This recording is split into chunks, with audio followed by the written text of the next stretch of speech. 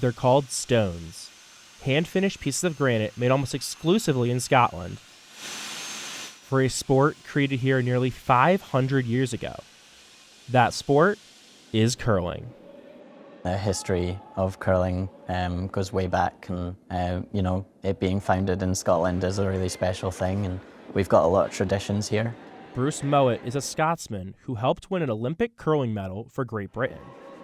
I definitely think that it's given me the best life I could have wanted for after taking it up.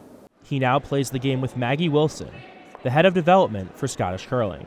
I wonder sometimes if I hadn't tried curling, what would my life look like? Because it would be completely different. I wouldn't have so many of the areas of my life that bring me so much joy just now. Wilson wants to capitalize on the popularity of Olympic curling and get younger people playing.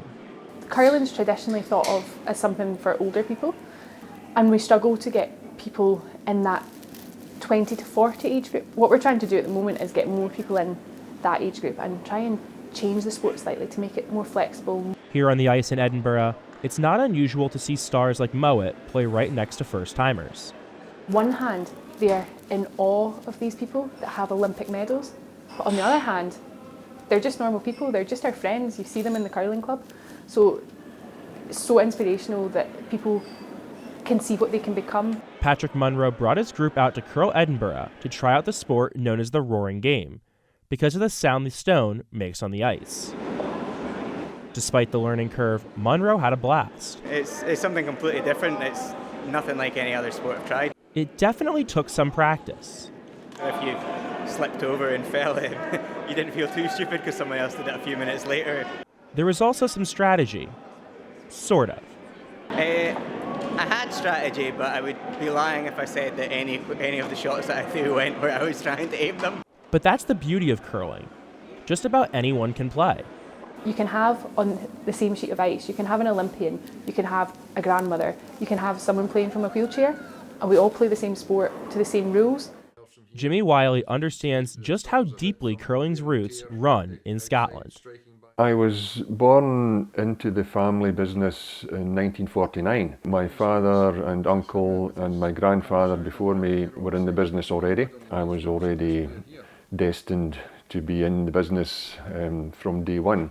Kay's Curling is the only company producing stones for the Olympics and other major events. Located in the western Scottish town of Mauchline, Kay's Curling has exclusive access to a volcanic isle called the Ailsa Craig.